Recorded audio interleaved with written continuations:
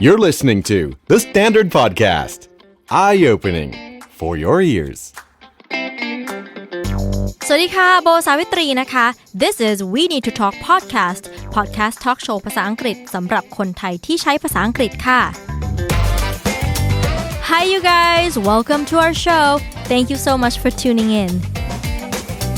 ตามธรรมเนียมของ We Need To Talk โบจะชวนแกสของเราคุย3ประเด็นถ้าเป็นโค้ชฟ้าใสเนี่ยโบว่าเรื่องแรกที่อยากจะชวนคุยก็คือเรื่องใช้ชีวิตบนเรือสำราญค่ะแต่ไม่ได้ไปเที่ยวนะคะฟ้าใสเข้าไปทำงานบนเรือมาตั้ง1ปีนี่คือก่อนที่จะมาเป็นโค้ชฟ้าใสอย่างทุกวันนี้1ปีบนเรือจะเป็นอย่างไรสนุกหรือสมบุกสมบันแค่ไหนเดี๋ยวโบจะถามให้นะคะ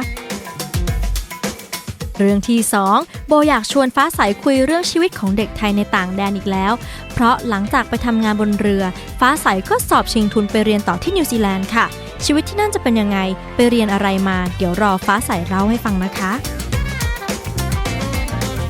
และเรื่องสุดท้ายแน่นอนค่ะว่าต้องคุยเรื่องการออกกำลังกายคนนี้เป็นเน็ตไอดอลด้านการออกกำลังกายอย่างแท้จริงจนทุกวันนี้เป็นเจ้าของธุรกิจไปแล้วใครอยากหุ่นดีใครอยากได้แรงบันดาลใจ how to ต่างๆในการดูแลสุขภาพและร่างกายให้แข็งแรงดูดีต้องติดตามฟังนะคะเอาล่ะค่ะตอนนี้ได้เวลาเปลี่ยนโหมดเป็นภาษาอังกฤษกันแล้วพร้อมหรือยังคะ Ladies and gentlemen, it would be my pleasure to introduce our guest for this episode of We Need to Talk podcast. We may know him as a fitness guru, but there are many other sides of him that we haven't seen yet, and trust me, you'll be surprised throughout this episode. Let's meet him now. Coach ฟ้าใสพึ่งอุดมค่ะ Hello ฟ้าใส สวัสดีครับ Thank you for being here. Before we get started, let's state the obvious. ฟ้าใส is a very unique name. It's a very unique name and it's a very feminine name. Yes, because you're the second ฟ้าใส we have on the show. She's Miss Earth Thailand. Wow. Yeah, she's also ฟ้าใส. So you're the second ฟ้าใส here. So can you explain why this name, or is that your real name? Yes, it's actually my real name on my ID card. So it's your first name. My first name. So when people ask me if I have a nickname, I say no. Just call me the full name, ฟ้าใส. Yeah. It's actually a very long story. Before I was born, my parents wanted a girl, so they named the baby. Yeah. Like beforehand. So they bought the dress and everything. Oh. But when I was born, I was like, okay, it turned out to be a boy. Yeah. Might as well just keep the name for the boy, ฟ้าใส. Then they had to buy the new set of clothes. But anyways, it used to be a struggle when I was a kid because everyone was making fun of me. Oh, ฟ้าใส, I thought it was a girl. But so it's actually, there's a point in my life that I changed my name. I had my own nickname because I was ashamed of being, having girly name. Yeah. Yeah. So my nickname was Tae. For some reason, because I saw a badge on my dad's belt. Taewin. ใช่ไหม รองเท้า or belt. Taewin. So I was like, okay, just pick that name. So you ended up being Tae. For a year or two, when I was like 10, 12. And then when did you realize, hey, I like my name. I like ฟ้าใส and then switched back? Probably when I started college, because I realized, hey, I'm actually probably the only ฟ้าใส guy in Thailand. Exactly. There's actually there's a doctor in Chiang Rai. Right. Came and asked my dad and mom, hey, can we name our resort after your boy? Aww. They said sure. So there's Mon ฟ้าใส in Chiang Rai and there's ฟ้าใส หมูกระทะ in Chiang Rai as well. And they're both named after you. ฟ้าใส หมูกระทะ no, but so I can trick people. Hey, I actually own half of Chiang Rai's business because there's ฟ้าใส หมูกระทะ and Mon ฟ้าใส. Hey, you gotta embrace your name. I mean, obviously, growing up, it could be hard because kids bully. Yes. But as you get older, you learn to embrace your uniqueness and your quirkiness. That's what I always say. And I'm glad you finally realized, hey, my name is cool. Yeah, it is cool. I mean, for now, right, I can go to a hospital and say, oh, ฟ้าใส เชิญทางนี้ค่ะ. And this like big muscular guy got up, and then the nurse would probably looking around like where she tried to look around my leg because she thought I would bring a daughter or something. Oh, It's like, oh, it's me. That's my name. Can I see your card, please? Oh yeah, here. so you always get that shock Yes. factor. Did you change your name? No.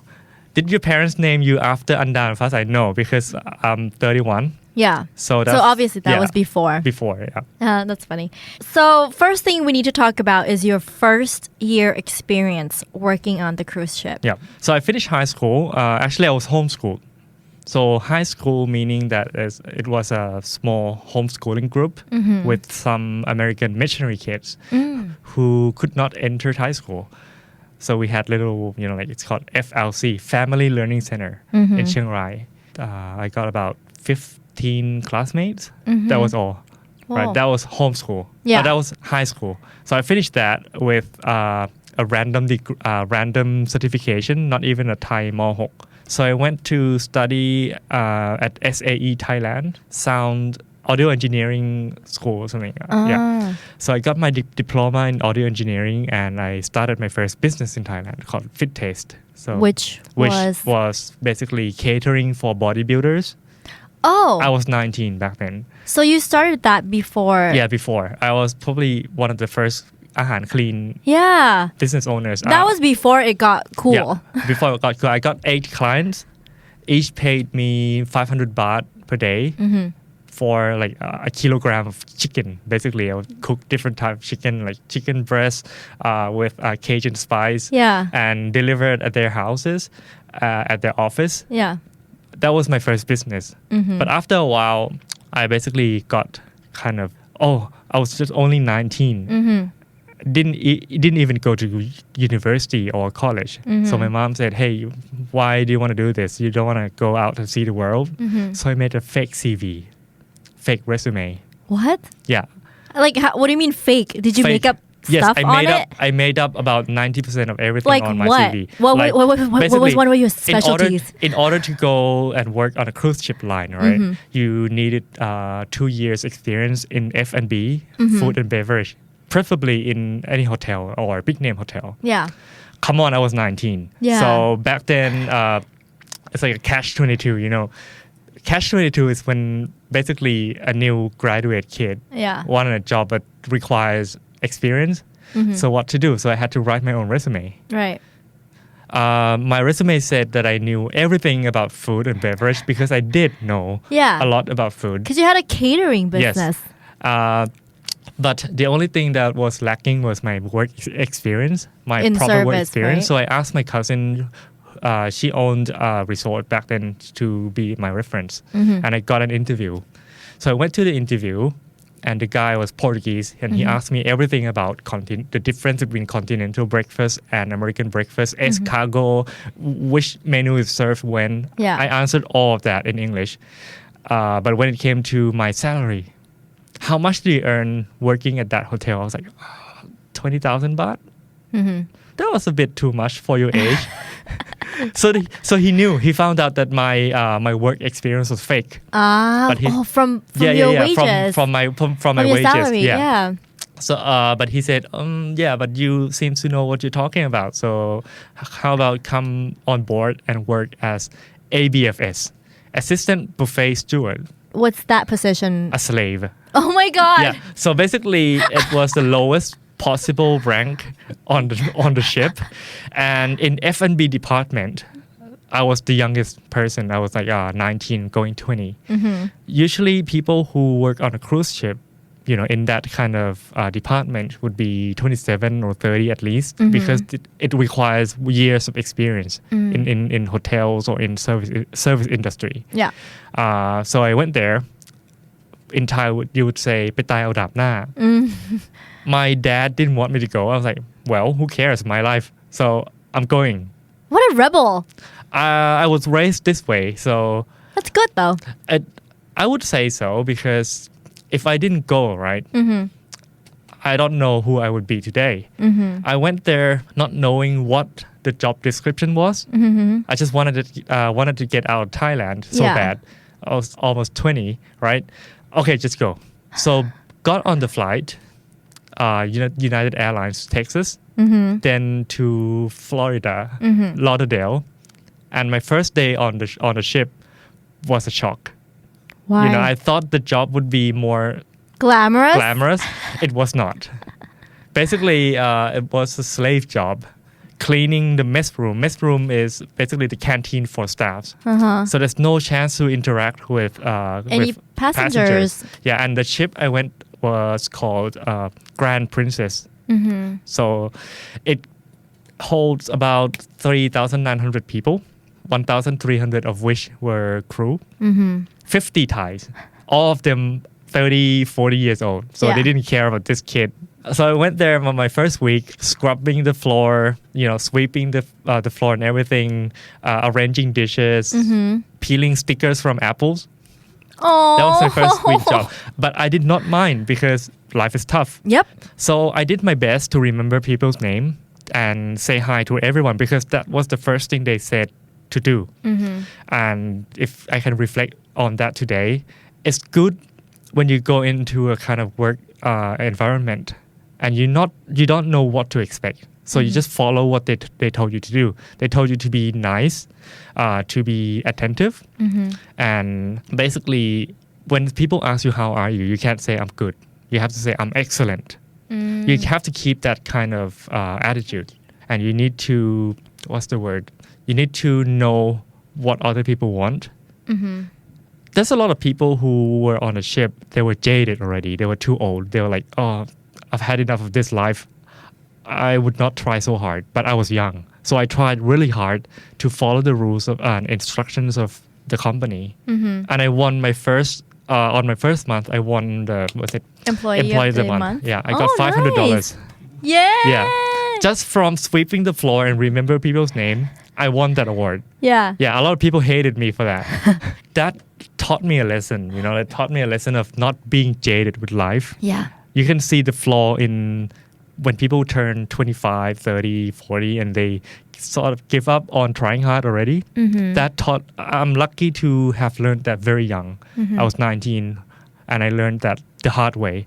But it was rewarding because about a week or two after I won that award, I got a chance to go and be a trainee in a bar, crew bar, not a real bar, but at least it's a crew bar. Yeah. Crew bar because I could speak English better than some of my colleagues. But the problem was that I didn't drink. Alcohol was not in my lifestyle. Yeah. So I had to learn all the names of liquors. And for a non-drinker, I think I did well enough to secure a spot at a bar. Yeah. Eventually, I got promoted to an officers bar. Officers and crew are different. There's a hierarchy going on, right?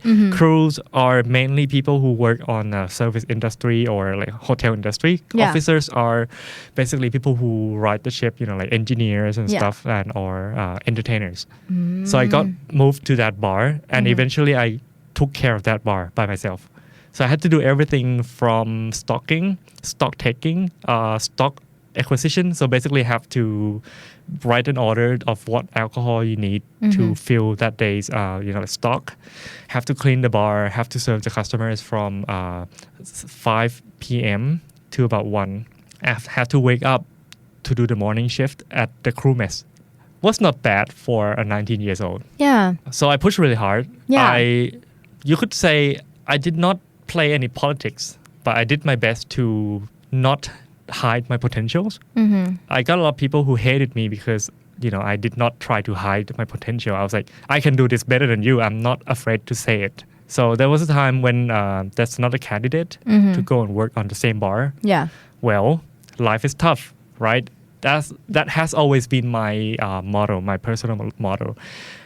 There's a lot of people in this world, and there's a certain amount of spot for you to stand on. If you don't fight for it, it's too bad. It's your fault. So I had that kind of mentality growing up. Even back then, my 1 year on a cruise ship taught me a lot. It taught me how to fight with people, physically and verbally, and actually playing the politics mentally. Yeah. So you can be assertive. Yeah. Yeah. I came back to Thailand when I was 21.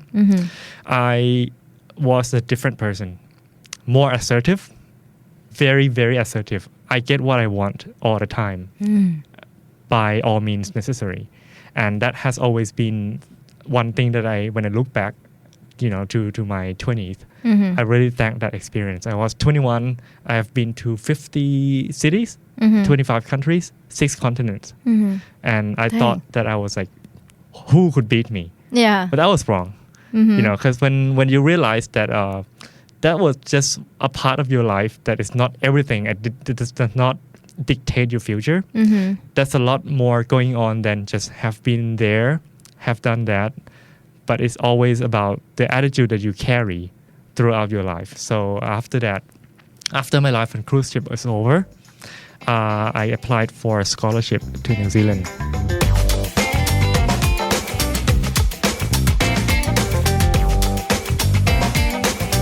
What made you decided that, okay, of all the places in the world, why New Zealand? Randomness.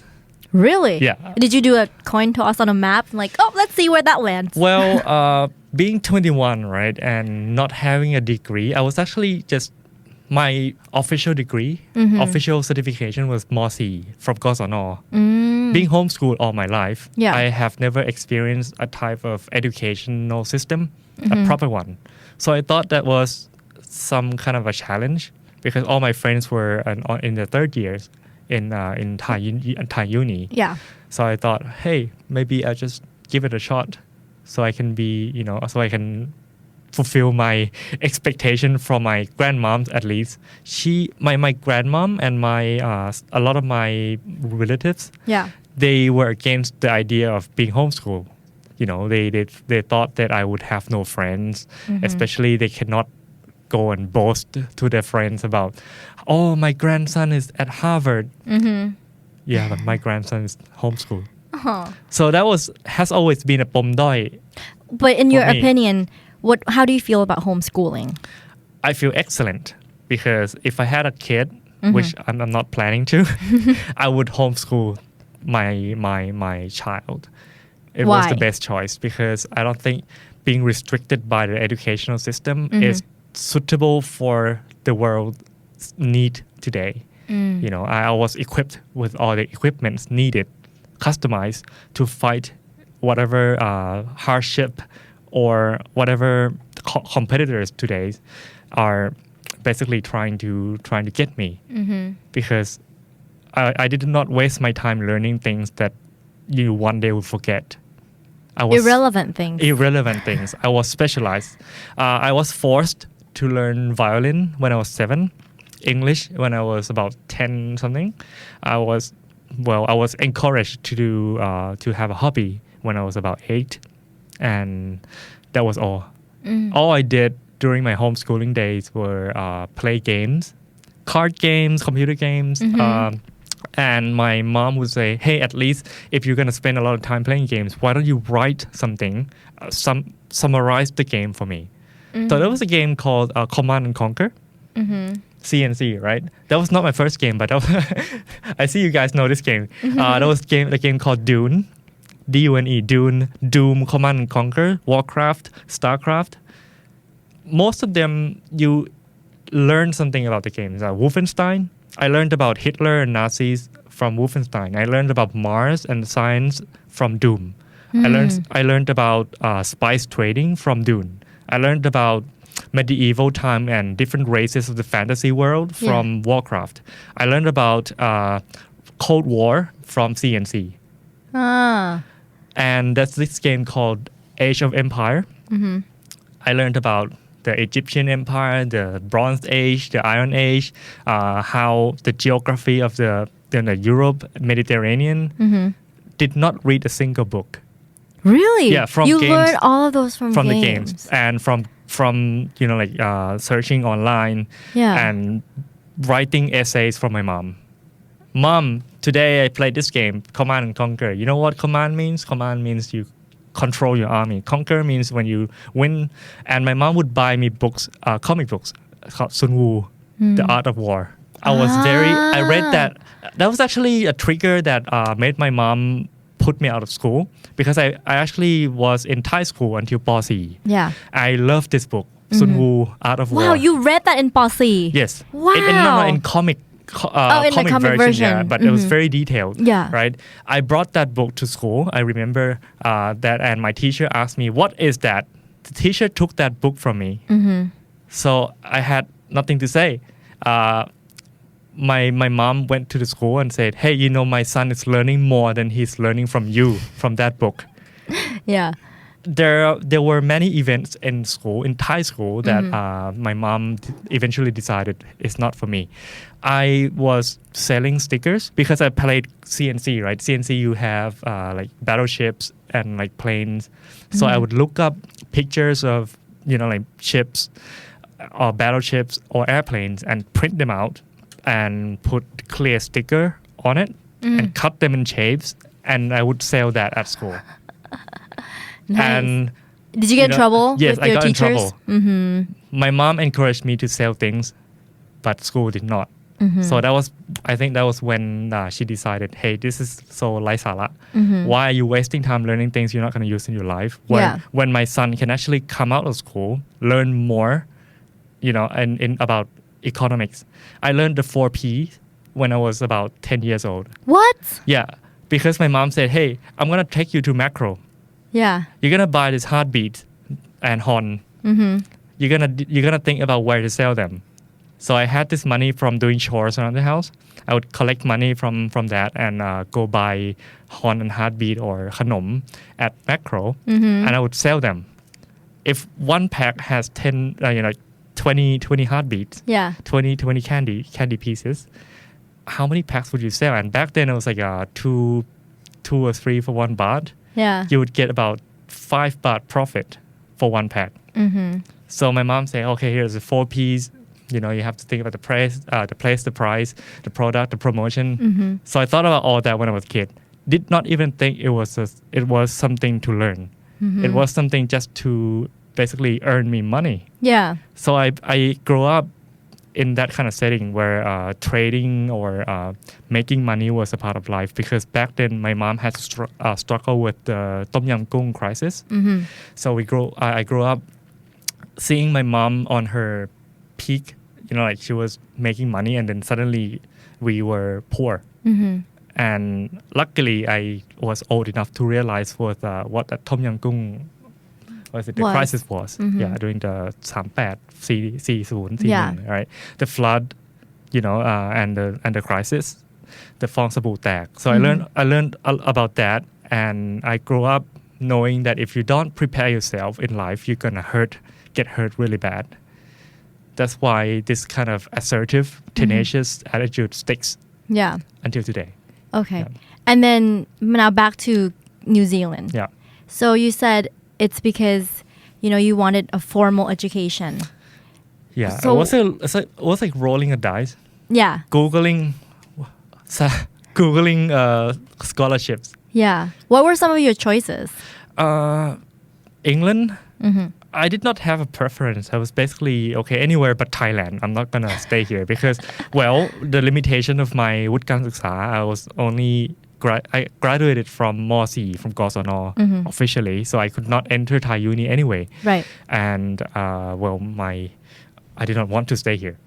So eventually I stumbled upon this place called International Pacific College in New Zealand, in a city called Palmerston North. It was a very, very, very small city with nothing to do. And I thought, okay, give it a go. I told my mom, hey, mom, this is the scholarship. I want to go there. Mom said, okay, just go. I'll give you 200,000 baht as a starting, you know, like at least to buy a ticket and stuff. Yeah. But after that, you take care of yourself. So I had to find a job, you know, the first week. I got there, printed my resume. Oh yeah, I used to work on this cruise ship. I'm gonna land a job right away. Yeah, and this time is your real resume, my right? real resume, yeah. I had this Fit Taste catering in my pocket. I had this cruise ship thing in my pocket. Yeah. Turned out for 21 years old, I was overqualified. Nobody believed that I'd done all that. But luckily, I landed a job right away in this Japanese restaurant called Hanamizuki. And that's one of the reasons why at IPC, 60% of the students were Japanese. So I chose my master's and my minor. I did IR, International Relations, and Japanese. So you speak Japanese too? A bit today, yeah. I can Nice. speak enough to basically hang out with girls in college and like I can go to Japan without a guide, yeah. Yeah. So yeah, having studied international relations and having read a lot of satirical books, because my sense of humor is very British. I read all British books. We had a very racist friend group consisting of all colors and all background, racial backgrounds. But we were very satirical. So we made fun of our own races and we made fun of other people's races. We made fun of other people's beliefs as well because we were IR students, because we understand that in order for us to understand ourselves better or in order for us to actually have a wider view of world, we have to be able to surpass that the sense of nationalism, the sense of having to defend your own core belief, because if you want to be open, you have to be able to be neutral. So we tried that by making fun of ourselves, our own race, making fun of our own political system. Yeah. That was a good thing. That was a very valuable experience in New Zealand. Yeah, at least I was exposed to globalization in another degree. You've probably gained a lot from it. Yeah, I did gain a lot from it. I actually gained my future at I was a scholarship student. What I gained from my time in college, right, was not the knowledge, was basically the skills to survive, because I had to work since almost day one. You remember when I told you about the hobby, painting stuff and toys and model airplanes? I did that since I was 8. So I started really young, and that has always been my passion, like airplanes and ships. Because playing computer games as well, you always want to collect some kind of toy soldiers. So I painted those when I was a kid. So I taught my friends how to play these games, and I taught my friends how to paint the models. Yeah. And I got an idea, hey, why not film myself doing it and post on YouTube? You had a YouTube channel for making models. Yeah, I did. I started that when it was in my first year, I think, the end of my first year. Yeah. I saved a bit of money from working at Hanamizuki, the Japanese restaurant. And I think back then I was like, okay, I could earn the minimum wage, paying tax, $13, so $300 per hour. It was not bad. It was actually quite good. But my skills in painting, I could earn a lot more than that, more than $50 per hour. So I thought, but nobody knew I could do it. Yeah. Why not film myself teaching people how to do new techniques on YouTube? So I did. I did a crappy video. I bought a webcam. Yeah, creative webcam. Logitech. Yeah, I used to use Logitech, those back in the days. Yeah, back in the days. Logitech webcam, tied it to my forehead and film. To kids nowadays, that's pre-GoPro, Yeah, okay? pre-GoPro. This is like a DIY GoPro. There was a 410p, so it's low quality, but you gotta start somewhere. So you right? taped it to your forehead. It's DIY, I actually right? bought a scuba diving the forehead strap thing, and I modified that myself. And I realized it was too shaky because I would have to turn my head. Yeah.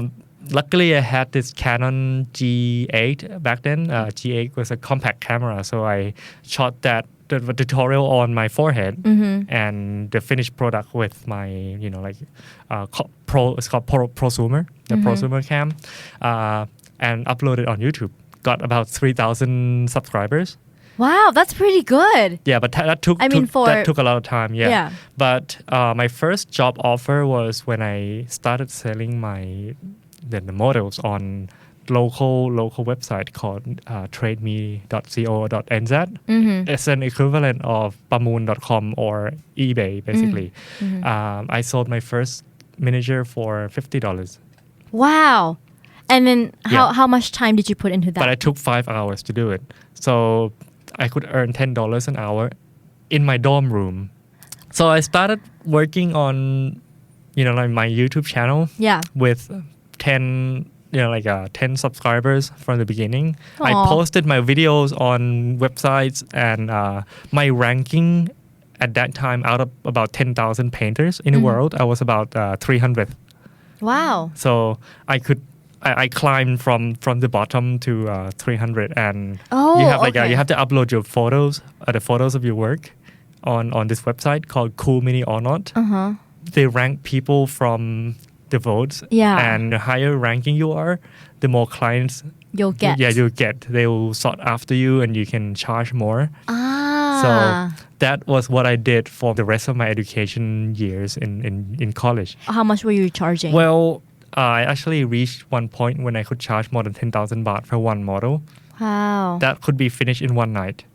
Dang. But the whole night though. Yeah. It took the whole night to create one and the next day I would be exhausted. A lot of manpower. Yeah, a lot of manpower. mental focus and my nostril. Yeah. If you wipe my nostril with cotton bud, came out as green or red because I would have to eat all the paint. Yeah. Whoa. That was my second year in college, so that's what I did. I did enough to pass all the classes. Actually, I have to tell you, on my first year of college, I did exactly the same as what I did on a cruise ship. I tried really hard. I was the stereotypical try-hard Asian type. Yeah. So I got A's on all my classes, and I got an award, top of the classes for 8 out of 8 classes that I attended. Wow. And I actually thought, hey, I'm probably gonna be aiming for honor. Honors. When you graduate. Graduate. But then I got this job. I threw that away. I was like, well, who cares about honor when you can make money? So you just sort of stopped focusing in your classes. Yeah. And focused on your new job. I focused on my classes enough to pass and to maintain my scholarship and to be the, golden boy of my professors. Yeah.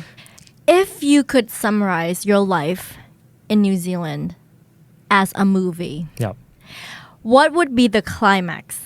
And which event that occurred in New Zealand had changed your life forever? Well, it's very hard because it would need a sequel. That's for sure, right? But, it taught me a lot about relationship. I grew up with missionary friends. Yeah. They come and go all the time, right? I grew up as a realist. You know that people don't last. You know that any relationship will go away. It's just the way of life. Caitlin was my girlfriend back then. I was actually planning to marry her and stay in New Zealand. But for some reason that my future career opportunity was better if I were to move to Thailand. I did not marry Caitlin. I did not stay there. So would you say I regret my decision? No, because I actually am married now. My wife, Kat, coincidentally, she knew I had this girlfriend in New Zealand, but that was a very big part of my life. In a movie that has something about life, you need some happiness, a mix in between. You need some kind of drama and you need some sadness, and that was it. Yeah. It was a movie about a person in their 25. I was 25 years old. Had to say goodbye to this girl who basically we had to be worlds apart. And it taught me one big important lesson, not to take people near you for granted. Right? And that was a big takeaway from that movie, from my time in New Zealand. Last but not least, we need to talk about your fitness business. Let's go back to the beginning. I've heard that the reason that you decided to bulk up is because you were teased a lot as a kid. Well, because I was homeschooled, I did not have friends at the same age group. Yeah. So when I entered high school age, I was bullied basically because I didn't know how to basically fit in with the teenage clique or teenage social life. What form of bullying were they doing to you? I was verbally bullied mostly, but physically pushed around a bit. Since I was 7, I played violin, I read a lot of books. So I didn't get to play sport at all. So I was a very skinny teenager. Basically, I weighed 60 kilo, but I had tummy. I had like some skinny fat. Yeah, a very nerdy skinny fat boy who did not know how to present himself in social groups.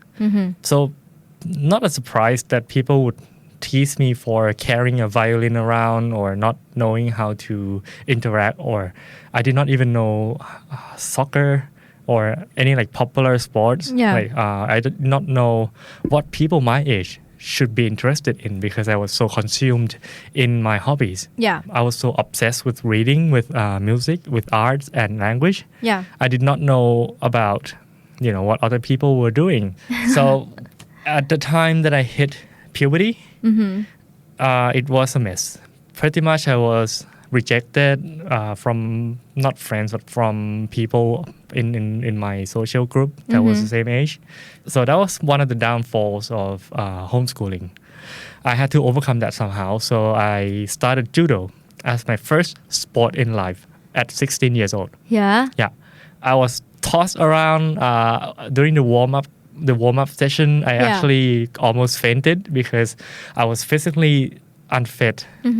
So unfit that I could not even complete the whole session. So I thought I did judo for a few months. And I tried to like throw some of the guys who used to bully me. It did not work. I was kind of funny because it was like a nerdy kid who just learned new moves. Did not work. So I thought, hey, what was wrong? So that's when I started lifting weight because I read somewhere that you need to have strength as well. But even before then, my best friend, he used to be one of the top athletes for the school. For basketball. We were in different schools back then. He played basketball and then he asked me, hey, you want to come to do judo? And I said, yeah, okay. And he knew that I was failing. So he asked me, hey, you can come and jog with me in the morning and we can go to the gym together. So we did. We were like buddies because he would teach me, he said, do not have excuse. If you want to do this, you either do it or you don't. If you say, I'm too tired, too busy, you're one of those weaklings who would be bullied forever. And I said, okay, I'm not going to give you any excuse. If I go, I'll go. If I'm not going to go, I'll just tell you straight. And that was the start. That was the beginning of my physical transformation and everything. There's also another incident when I was rejected. I was heartbroken. So the motivation to basically be a new person was, being bullied and then being rejected. Every time I get hurt, I would just work out harder. I would just, get physically tired, get very strict with my diet, and I would transform. And back then, I did not have any other obligations except, just I did part-time job.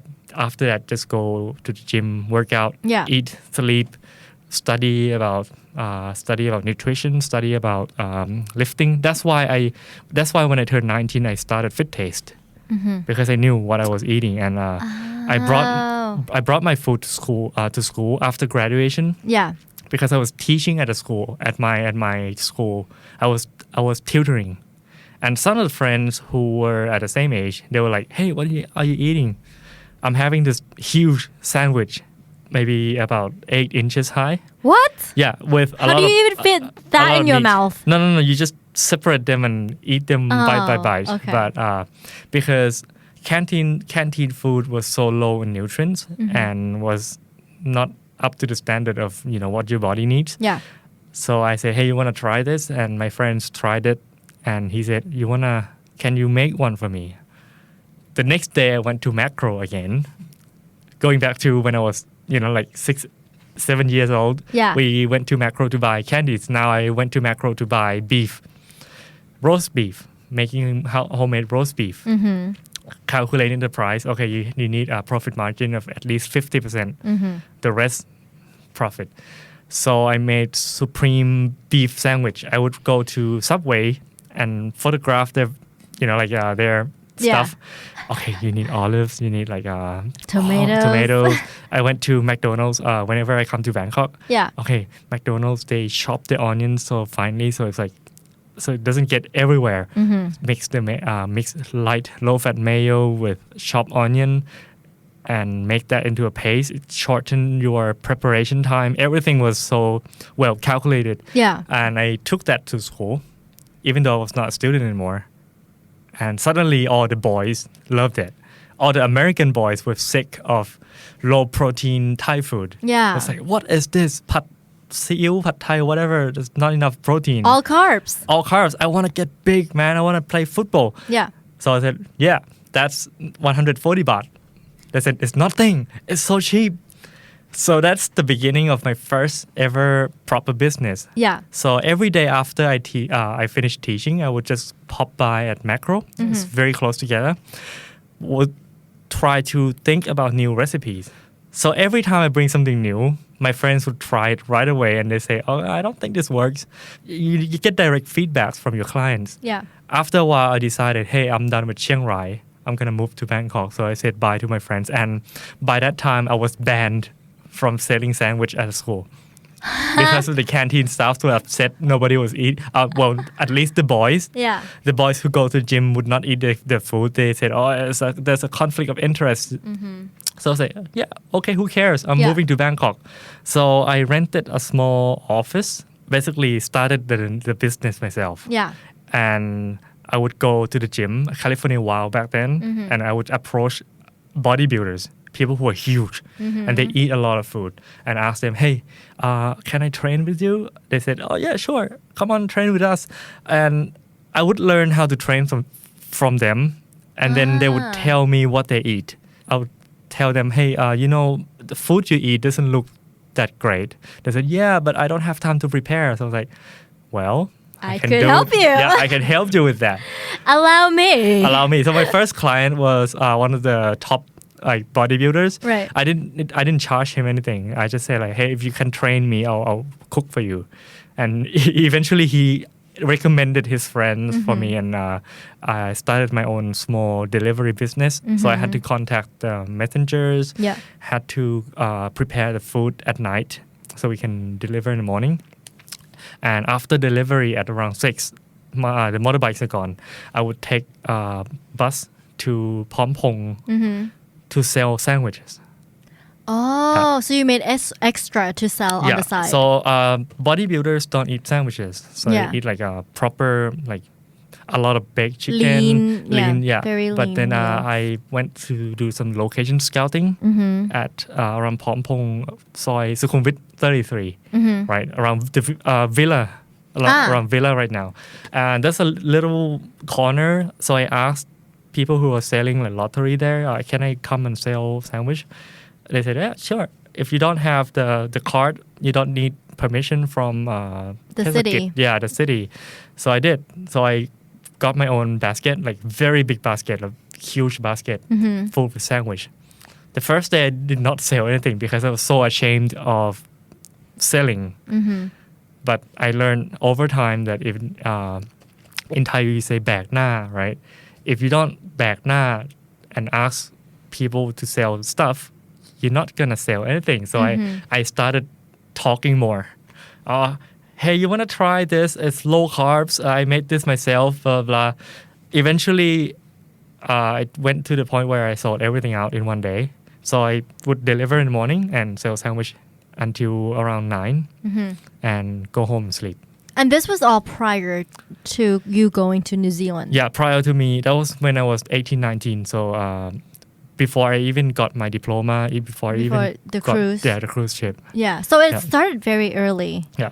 And then you sort of pushed it aside when you went on the cruise, right? Yeah, because my mom told me, I really respect my mom, and she said, what's the point of being an entrepreneur now when you're 18, 19, and okay, I could make 50,000 baht. That was quite a lot for 19 years old. Yeah. But what's the point?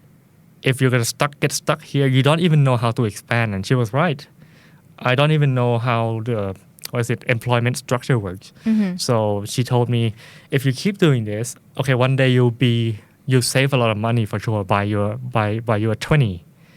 But you would stay the same because you have the same knowledge. You only know what you know from doing.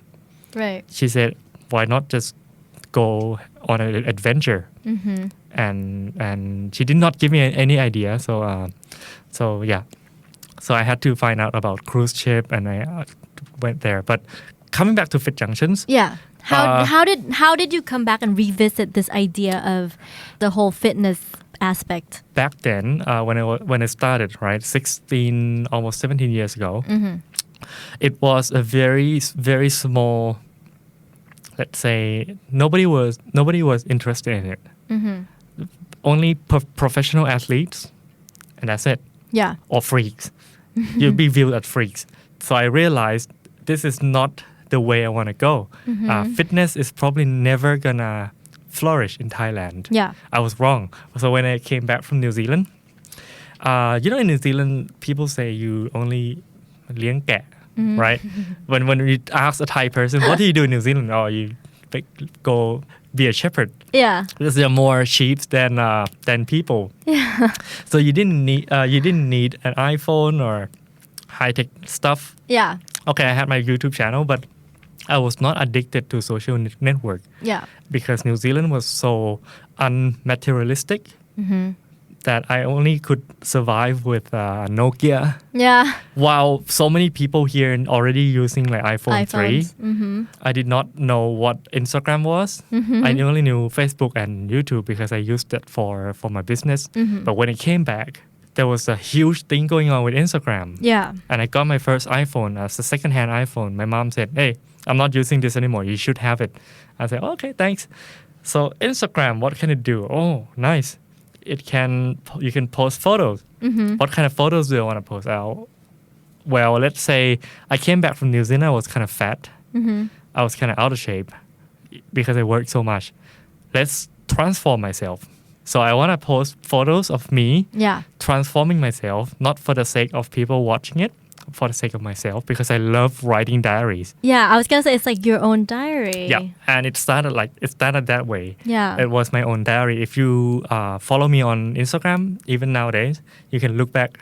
You can still find photos from. It's like your transformation journey. Yeah. Yeah. Even though I was not so out of shape then, but I would say I was not lean or, so my diary would consist of what I do daily.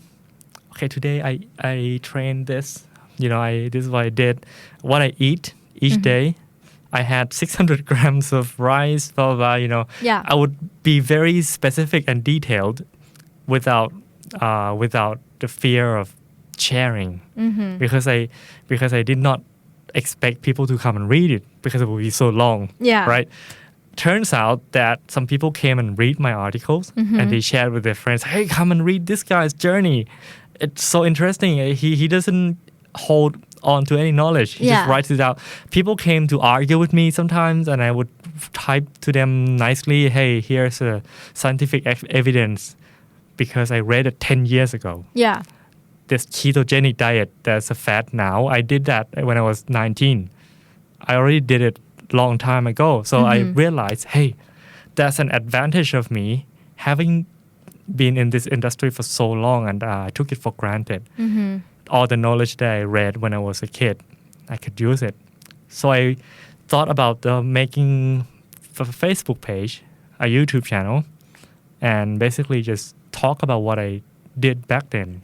Suddenly, I got a job writing for a TV show, and I got offered a job hosting a few shows and shooting for photo shoots. Yeah. It all came so fast that I did not know what to do.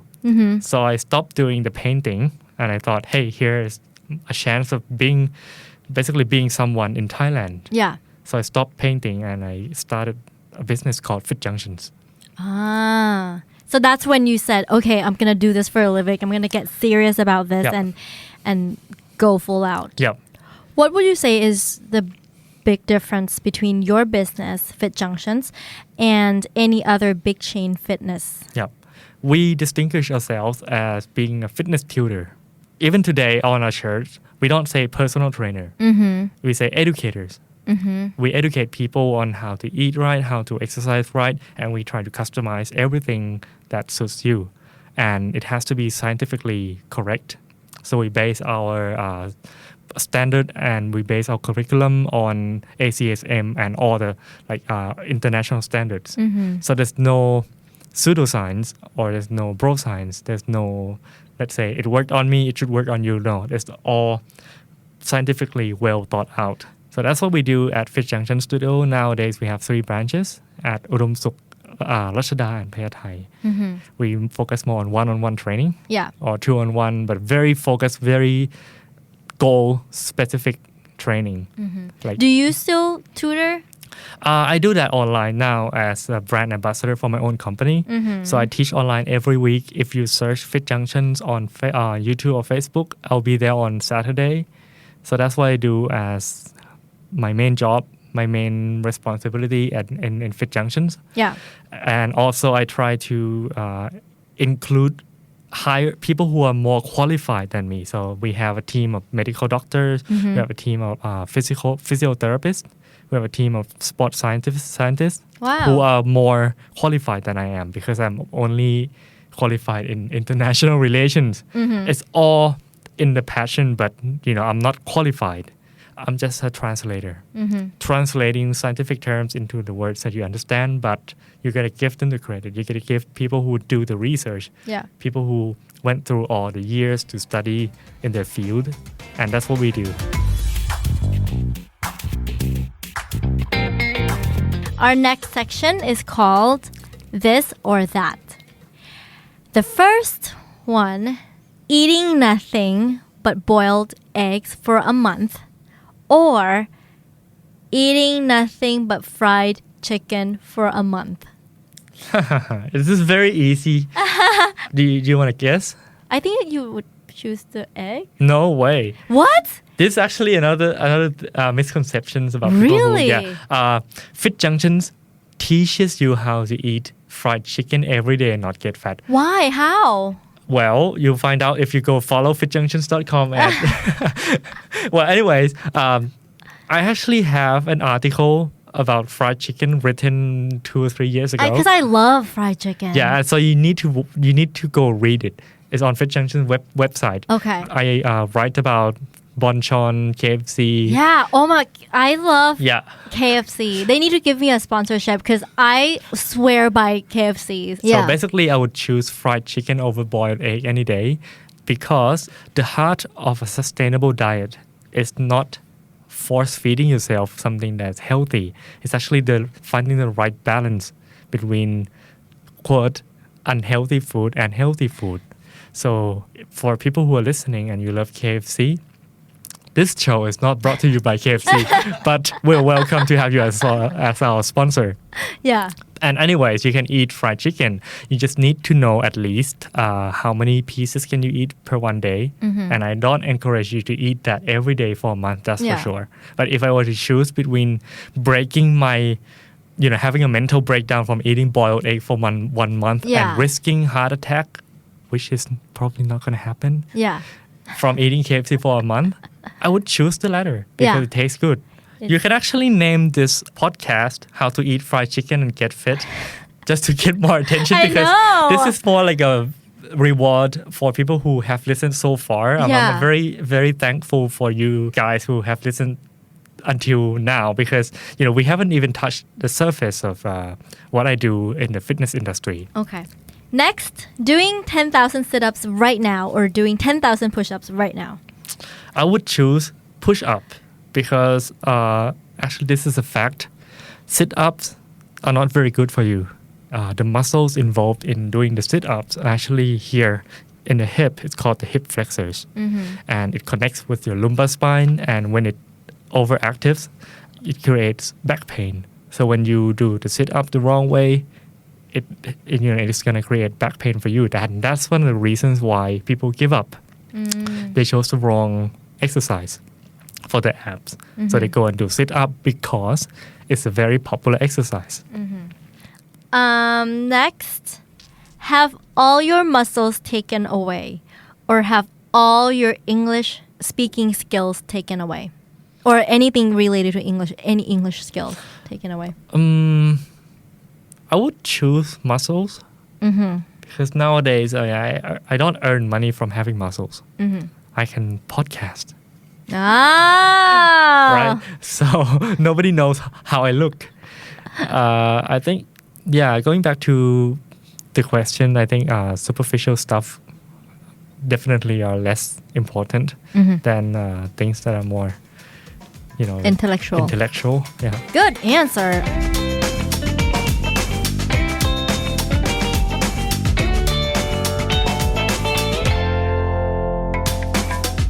All right, our last section is called What If?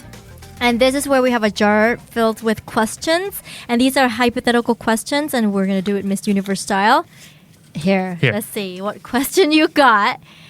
Would you want to know a life-changing secret about yourself or your loved ones? Like you were actually a robot, not human, or your spouse used to be an assassin. So would you want to know those facts? That's a good question. If I were allowed to be off topic for 30 seconds, okay. I actually don't believe I'm human. Yeah? Yeah, I believe I'm clockwork. I'm half cyborg because the way I work is very I try to be as robotic as possible. So definitely I would want to know if that's true. Yeah. Yeah. Nice.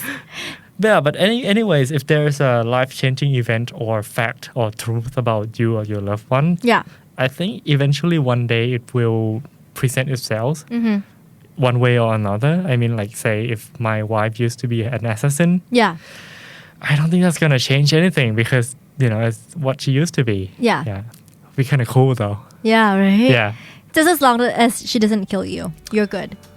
Even if she did, that would be kind of cool too. Yeah.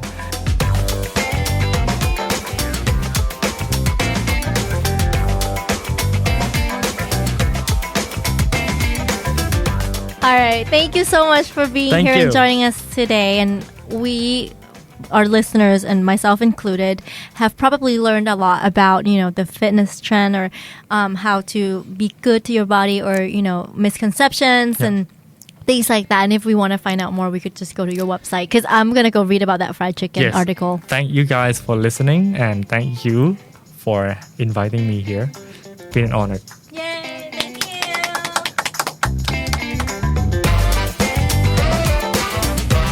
ถ้ารู้ว่าเพื่อนคนไหนรักภาษาอังกฤษชอบฟังภาษาอังกฤษและเรื่องราวชีวิตที่น่าสนใจของเซเลบหลากหลายโบฝากแชร์เอพิโซดนี้ให้เขาฟังด้วยนะคะ